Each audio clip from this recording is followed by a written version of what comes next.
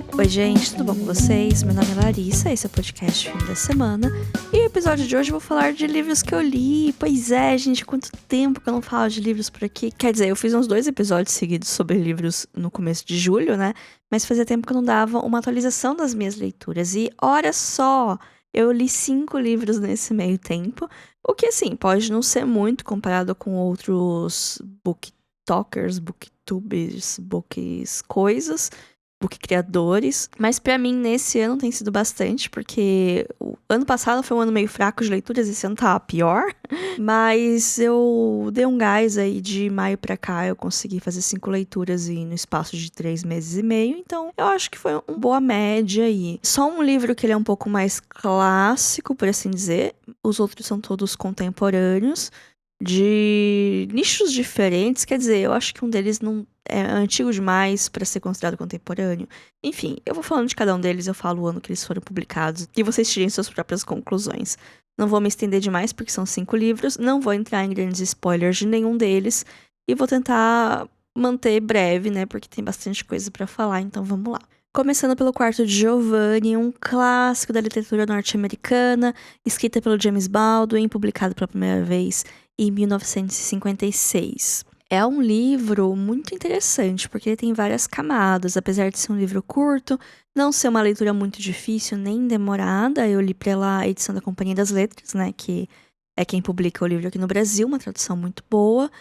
E é sobre esse cara norte-americano, que ele teve uma vida muito difícil e ele tem lá umas questões, ele se relacionou com alguns homens já, mas ele, né, fica esse negócio na cabeça dele que isso é errado, não sei o que tem que lá. E como todo homem com o mínimo de condição social da época, ele resolve tirar um sabático em Paris. Acho que é uma coisa muito comum. Só que no livro deixa bem claro, assim, que ele não tinha muito dinheiro, ele meio que pega o dinheiro que ele tinha e vai pra Paris, e em Paris ele tá meio que assim, sem grana, sabe? Tendo que fazer favor pra uns caras lá ricos pra conseguir dinheiro pra tomar conhaque. Enfim, né? Porque é basicamente isso. Mora num quartinho onde Judas perdeu as botas, sabe? E vai andando pra área boêmia pra ficar bebendo e flertando e, enfim, tendo a vida boêmia de Paris. Então eu acho legal que ele tem todo esse negócio de, tipo, a gente tem às vezes uma visão glamorizada da boemia e não era bem assim.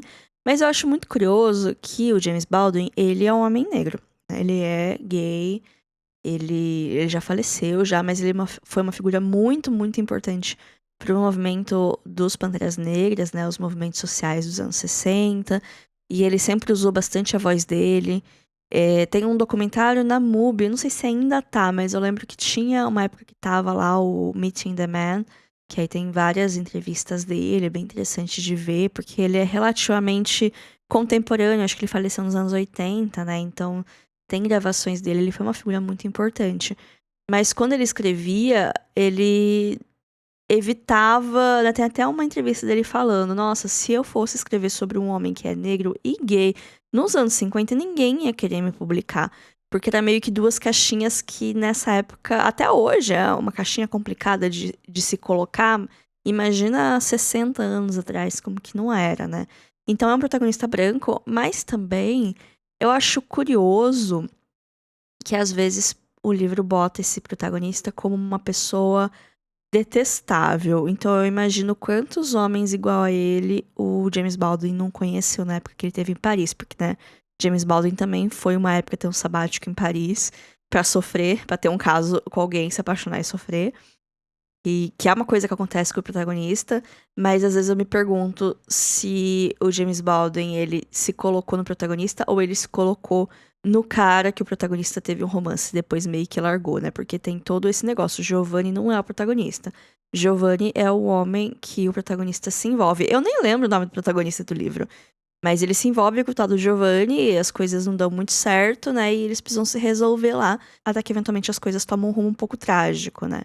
Então, tem isso. Eu acho interessante ter essa visão crítica do narrador, né? Que eu acho que o autor não é muito gentil com esse narrador, mas ele também não precisa ser gentil com o protagonista, porque o protagonista faz um monte de coisa egoísta e, enfim, ele só pensa nele, ele não se importa com ninguém, ele só se importa com ele. e ainda os sentimentos que ele tem é debatível o quão sinceros eles são.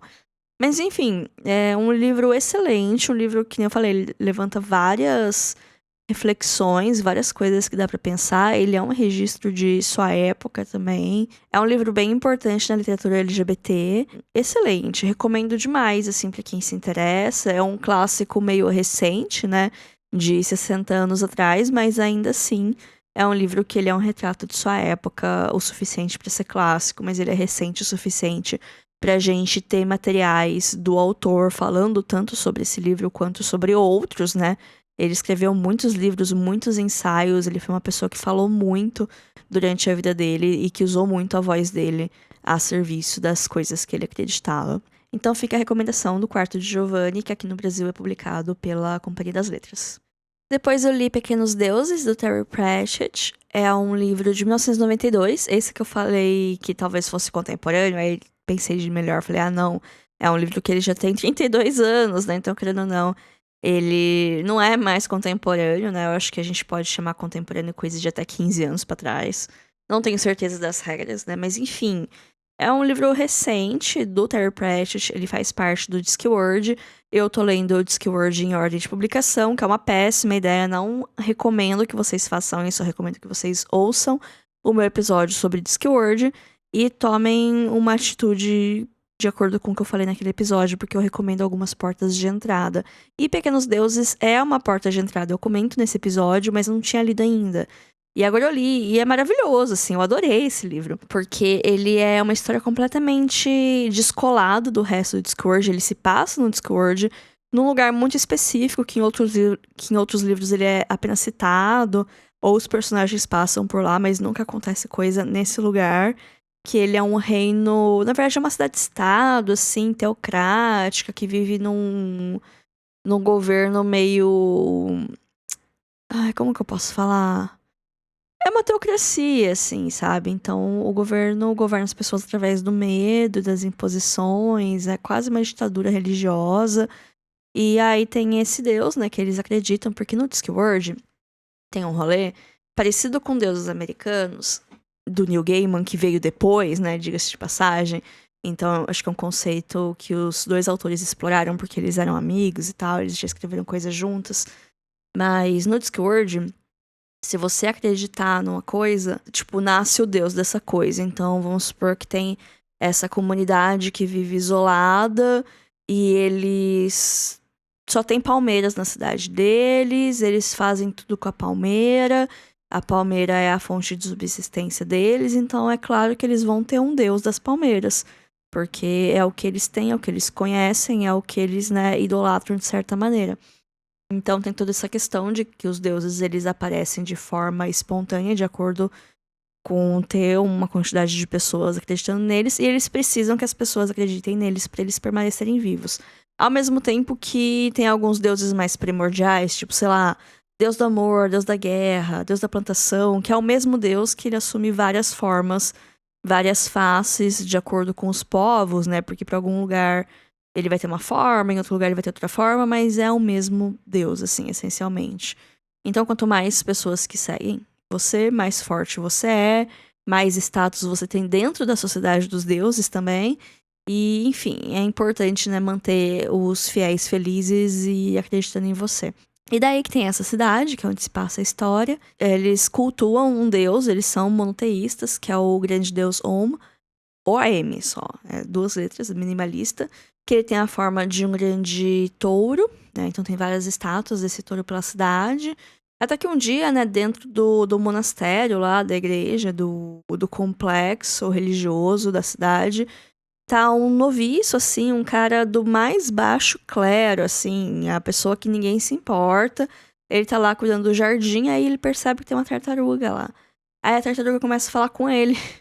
E aí ele percebe que a tartaruga, na verdade, é o grande deus Om, que ele tá na forma de uma tartaruga porque ele tá muito fraco, porque as pessoas não acreditam nele, né? Tem toda a questão do governo através da religião, através da força, mas tem toda uma questão de que as pessoas pararam de acreditar no Deus e elas estão acreditando nos costumes, nos rituais, na coisa do medo, né? Então, a fé, ela deixa de ser uma coisa sincera e ela se torna uma coisa mecânica. Então esse é um dos pontos maiores, assim, de crítica do livro, né? Sobre o como religiões organizadas, elas muito rapidamente se tornam ferramentas de manobra e de controle, ao invés de lugares onde a fé pode ser espalhada e, enfim, não vou entrar muito nesse detalhe aqui, mas é uma das coisas que o livro aborda. Mas a questão é que é uma aventura, e aí o Deus, o homem, começa a conversar só com esse noviço, e é a única pessoa que escuta ele, porque é o único fiel que ele tem, a única pessoa que reza pra ele, assim, de verdade, do fundo do coração.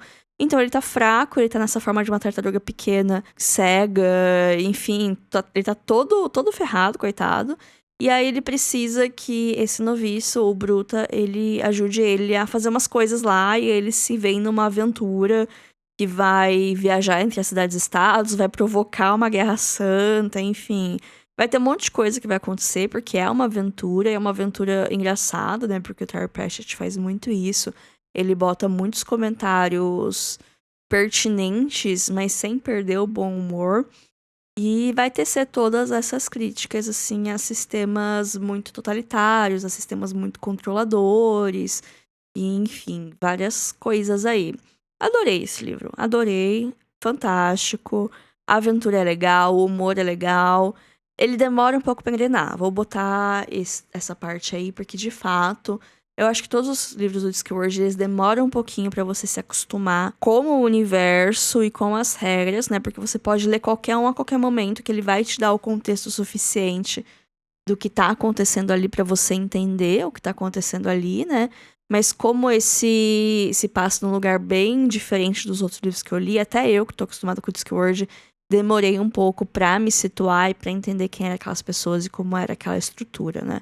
Mas eu achei que valeu a pena, assim, da metade pro final é maravilhoso. A primeira metade realmente ela fica meio que tipo, nossa, o que está acontecendo aqui? Ah, beleza, ok, entendi. Agora a segunda metade é maravilhosa. Aqui no Brasil, Pequenos Deuses está publicado pela Bertrand, assim como alguns poucos livros do Discworld. Eu li em inglês, uma versão da Gullians que eu tenho físico aqui, mas eu também tenho a versão física da Bertrand. Eu poderia ter lido nos dois. Eu li uns trechos na versão em português pra ver a tradução, tava boa. A edição eu não gosto muito, eu não gosto da diagramação, acho ela muito esquisita. Mas, né, eu espero que a Bertrand volte a olhar com carinho para os livros do Discworld, porque a publicação aqui no Brasil é simplesmente caótica. E é uma pena, porque é um livro maravilhoso. Próximo livro é O Avesso da Pele, do Jefferson Tenório. É um livro recente, ele foi publicado em 2020. Ele ganhou o Jabuti no ano seguinte, é um livro nacional, né? Não sei se já deu pra perceber. Ele é um livro que se envolveu em algumas polêmicas recentemente, não sei se vocês acompanharam, mas é um livro que eu não sei se ele é leitura obrigatória em alguns vestibulares, mas ele é um livro que ele tá encaminhando para ser um clássico contemporâneo. Ele tem muitas coisas que são bem legais de ser trabalhadas no colegial, inclusive tem um material pedagógico que acompanha ele, não no livro, né, mas eu já pesquisei na internet, já encontrei uns materiais pedagógicos bem legais, assim, pra tratar o livro em sala de aula, mas teve todo um negócio que, tipo, de tempos em tempos isso acontece, sei lá, algum pai maluco que não lembra como é estar na escola, pega um livro, acha meia dúzia de palavrão e fica, meu Deus, é isso que estão dando para nossas crianças, sendo que é um livro para ser tratado no colegial, onde os alunos têm entre 15 e 18 anos, né, mas enfim. E aí gera todo esse pânico moral, porque quando fala em criança, nossa, a galera para de pensar, sabe? Então, assim, primeiro, né, criança, adolescente, e outra, isso aqui não vai ser jogado na cabeça dela, sabe? Tem todo um material, vai ser acompanhado de discussão com os professores, enfim. E outra, leia um livro, porque é um livro muito bom, assim, eu acho que é o melhor livro dessa lista inteira. Eu gostei muito de Pequenos Deuses, eu achei o mais legal, mas O Avesso da Pele é o melhor dessa seleção, assim. Gostei mais que O Quarto de Giovanni, que é um clássico, né? Mas O Avesso da Pele tem tudo pra se tornar um novo clássico também. Ele é um livro que eu não recomendo ler a sinopse da Amazon. Porque assim, eu fui lendo ele sabendo, né, da sinopse da Amazon, mas tem uma coisa que conta na sinopse que o livro não te conta até o final, que é o momento que aquilo acontece. E eu acho que se eu não soubesse, seria muito mais impactante. Assim, é impactante, mesmo eu sabendo que aconteceria foi impactante a hora que aconteceu. Mas eu acho que se eu não soubesse, o soco no estômago ia ser muito maior. Então, assim, se vocês não sabem sobre o que é o livro, tenta evitar ler as sinopses oficiais. Sobre o que é, assim, em linhas gerais, é um livro sobre memória. É sobre o filho tentando resgatar a memória do pai após ele morrer. Então, esse cara, ele morre, aí o filho dele, que tinha uma relação meio conturbada, não super próxima, assim, ele vai meio que fazendo um retrato de quem era o pai dele, ele volta até os avós dele, né, pra saber como que era o contexto da vida dos avós, e aí o contexto da vida dos pais, né, principalmente o pai, mas volta também um pouco da mãe. Ele é um livro que ele tem uma narração muito peculiar, é como se o narrador estivesse falando com o pai dele, então é meio que segunda pessoa, uma coisa assim que não é tão comum na literatura. No começo é um pouco esquisito, no começo tem um pouco de estranhamento e você fica um pouco confuso de saber com quem que ele tá falando. Mas depois que você pega, assim, com 15 páginas você pega o jeito e aí você só vai. É um livro muito rápido de ler, apesar de ser blocões de texto. Cada capítulo tem umas 3, 4 páginas, mas cada capítulo é um parágrafo. Então é como se assim, você pegasse o ar e falasse por 3 páginas e aí você para e respira. Então tem essa sensação, eu li no livro físico, né? Então tem muito essa sensação de, tipo, alguém tá, assim, despejando um monte de palavras em você sem parar. Por mais que tenha vírgula, por mais que tenha ponto final, não é Saramago, né? Não é nenhuma loucura dessas, mas é alguém falando, e aí para pra respirar. E aí muda o foco, né? Primeiro tá falando do pai, depois fala da mãe, depois fala da infância dele mesmo, do que ele lembra. E tudo isso vai meio que juntando pra até chegar no momento que o pai dele morre, né? Que é revelado no final do livro como que foi. E é de um jeito tão... Eu não sei explicar. Eu não vou falar que é emocionante, porque é um pouco brusco, mas o jeito que ele desperta tanto sentimento, sabe? Que é um negócio de louco. A escrita desse livro é um negócio de louco. Sim, sinceramente. E eu acho que ler esse livro no colegial é ainda mais legal, porque eu lembro, quando eu estudava literatura no colegial, eu era muito frustrada por causa dos clássicos, né? Porque eu já lia quando eu era adolescente, mas eu lia fantasia. Eu era daquela galera que queria Harry Potter no vestibular, sabe? Enfim, doideira. Mas é que também eu não tive professores tão bons de literatura no colegial. Isso também é meio que um fator. Mas eu sentia uma distância muito grande. A gente estudava os movimentos literários e era coisas muito no passado. Por mais que agora eu tô lendo Machado de Assis e tô adorando, naquela época eu via como uma coisa muito longe de mim, sabe? Então, ter alguns livros mais contemporâneos no colegial talvez ajudaria a ampliar esses horizontes. Eu acho muito legal o trabalho que tá tendo com esse livro aqui, por isso que essa censura, esse movimento maluco conservador é maluco. É gente que esqueceu como que é a escola, é gente que esqueceu como é ser adolescente, enfim. Eu tô fazendo esse episódio sem roteiro, e aí eu me perco nas minhas próprias linhas de pensamento, mas eu acho que eu não comentei. Um ponto que é muito importante no livro é que tanto o protagonista quanto os pais dele, quanto a família dele, são todas pessoas negras. E a história se passa, em sua maior parte, em Porto Alegre. Porque o autor, ele é de Porto Alegre, ele é um homem negro de Porto Alegre. Então, não é baseado na vida dele, mas tem algumas coisas que são vivências dele, ou vivências de amigos dele e tal. E aí isso torna tudo muito mais complexo. Tipo, ainda tem essa parte de resgate de memória, de traumas familiares e tal. Mas tem esse destaque para as relações raciais, para as tensões raciais principalmente, que é uma coisa muito especial, assim, no livro. Uma coisa que é bem importante, assim, pro clímax dele, por assim dizer. É uma leitura excelente. Se desses 5 livros aqui você falar, só vou Leon, leiam O Avesso da Pele. Ele tá publicado aqui no Brasil pela Companhia das Letras. Outro livro nacional que eu também li nesse meio tempo é A Pequena Coreografia do Adeus, da Aline Bay. Também um livro contemporâneo, ele foi publicado em 2021. Tanto a Aline Bay quanto o Jefferson Tenório, eles são escritores relativamente jovens, estão aí na casa dos seus 30, 40 anos.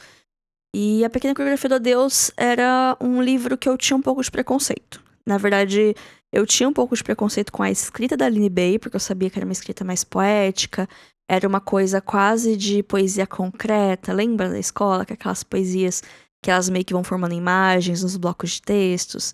Então, tem isso, e eu não sou muito fã de poesia. Mas eu li no Kindle, e eu acho que ler no livro físico é diferente, porque no livro físico impresso, você tem um controle maior das formas que os blocos de textos vão ter. No Kindle nem tanto, porque tem as variações de tamanho de tela, de tamanho de fonte. Eu deixo a letra do meu Kindle bem grande, porque eu não enxergo direito, né? Eu gosto de ler sem óculos, deitada.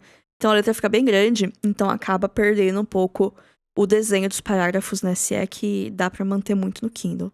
Então eu acho mais interessante ler os livros da Aline Bay nas cópias físicas. Se eu for ler outro livro dela, eu provavelmente vou comprar o livro físico pra ler. E esse livro eu gostei. Eu gostei de Pequena Coreografia do Deus. Eu tava pronta pra não gostar, mas me surpreendeu. É uma história muito triste também de uma moça, de uma menina, né? Que ela cresce num lar sem amor.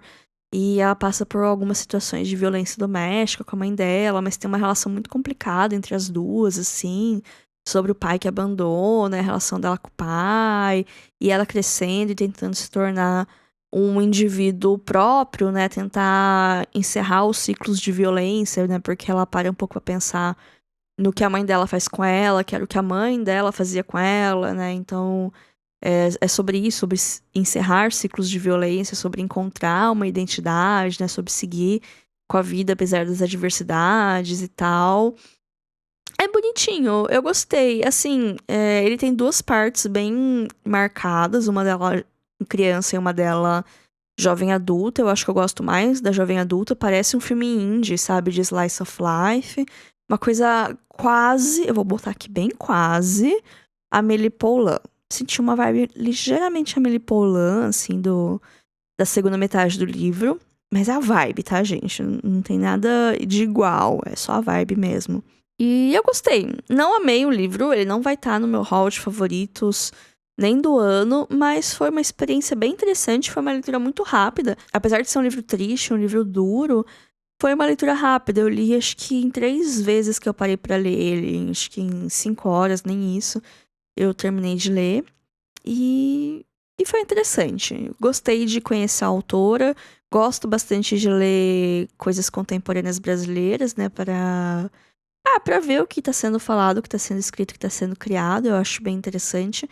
E foi, no geral, a impressão que eu tive desse livro, que ele é bem interessante. A Pequena Coreografia do Deus é publicada pela Companhia das Letras.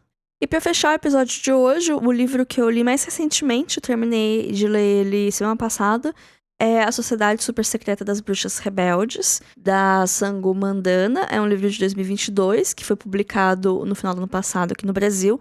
Eu li em inglês, mas eu não sei por quê, porque eu tinha um e-book dele em inglês. Não tenho certeza de como que eu consegui esse e-book. Mas eu li em inglês, já tá publicado em português pela galera.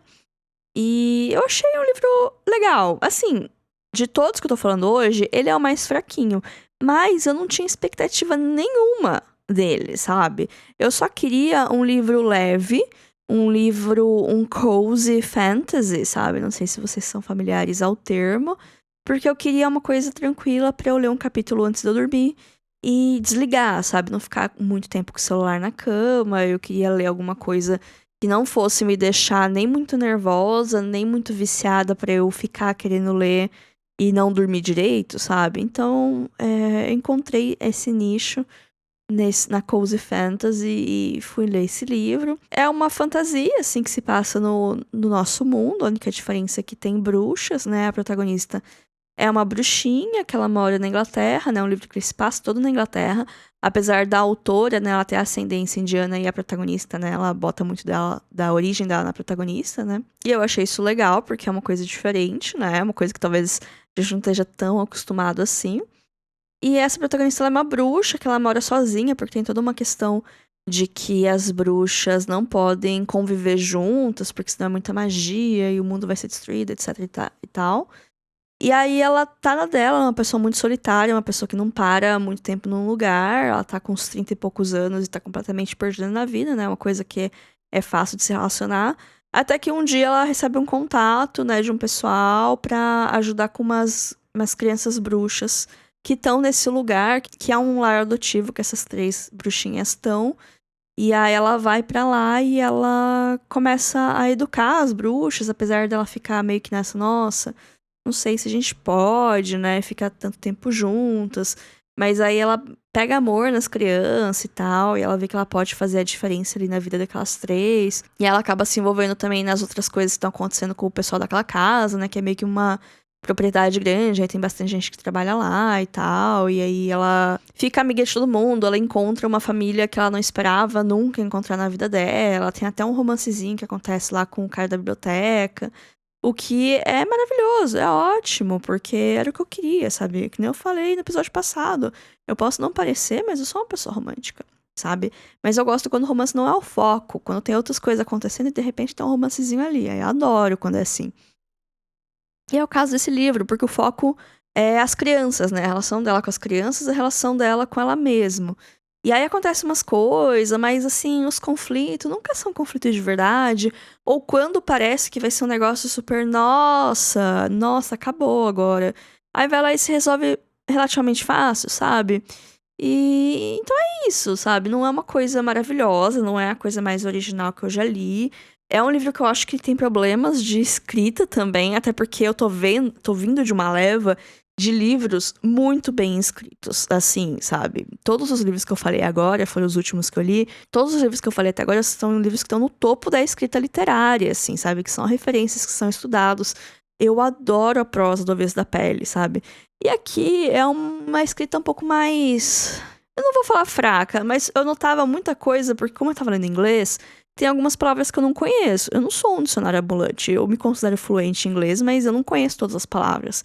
Assim como a gente é fluente em português e não conhece o significado de todas as palavras, né? Então, uma coisa ou outra eu ia pesquisar no dicionário do Kindle, e aí eu percebia que aquela palavra que eu não conhecia se repetia muito. Aí eu ficava, gente, mas não tinha um sinônimo pra botar aqui, né? Tô vendo essa palavra se repetir tanto. E aí eu comecei a reparar numas coisas. Também uma outra coisa que eu acho esquisito é porque é um livro, teoricamente, eu acho que seria pra maiores de 16 anos. Porque ele tem uns palavrão uma hora. E ele tem uma cena um pouquinho mais hot, assim. Não chega a ser uma cena erótica. Mas tem ali um começo, sabe? E aí eu achava isso meio esquisito, porque o foco do livro são as crianças, né? A relação com as crianças. Então tem essa parte que é muito fofa. Muito, muito fofa. E aí, de repente, ela solta um palavrão do nada. Eu não sei, eu não sou uma pessoa que fico constrangida com essas coisas, mas eu sentia que tava fora do lugar, sabe? Então tinha algumas coisas nesse livro que eu achei um pouco inconstantes. E a vibe dele me lembrou muito A Casa do Marcerulho, que também é uma cozy fantasy, também é um livro sobre uma pessoa solitária que vai num lugar que tem um monte de criança com os poderes diferentes. Apesar que a missão é diferente, né? O jeito que eles vão pra esse lugar e como eles têm que lidar com as crianças é diferente. Mas no final eles são conquistados pelas crianças, eles encontram um novo lar, né? Nesse lugar que eles vão. Primeiramente de uma maneira temporária e depois eles acabam ficando. Ah, gente, não é spoiler, tá? Enfim, lutem com as suas expectativas. Mas eu acho a Casa do Marcerulho melhor. Eu acho melhor escrito, apesar de eu ter problemas com algumas coisas da conclusão da Casa do Marcerulho, eu acho como livro melhor, mas eu também li traduzido. Mas se você leu A Casa do Marcerulho e tá atrás de uma coisa com uma vibe parecida, pode ser uma boa, sabe? É que eu não gosto de ler muitos livros desse em sequência, porque você começa a ficar meio cansado de ver as fórmulas e de ver como as coisas se repetem. Eu li A Casa do Marcerulho tem 2 anos. Então, assim, eu notei padrões, mas de boa. Gostei do livro, sabe? Eu gostei da Sociedade Super Secreta das Bruxas. Mas é aquele negócio, eu tenho o senso crítico de saber que não é um livro excelente. Então eu tô falando isso na hora de recomendar pra vocês. Pode ser que vocês tenham lido todos esses livros e esse tenha sido seu favorito. As pessoas, elas são imprevisíveis. E daí é isso, né, gente? Bom, esse foi o episódio de hoje. Esses foram os livros que eu li nos últimos tempos. Não tenho previsão nenhuma de quando vou ter outra atualização de leitura. Eu espero que até o final do ano eu tenha pelo menos mais uns 5 livros pra falar com vocês. Espero que, sei lá, em novembro a gente tenha outra atualização, outro episódio como esse. Mas por enquanto, essas são as recomendações que trago hoje. Esse foi o episódio. Espero que tenham gostado. Sigam a gente no Instagram, @filme.a.semana.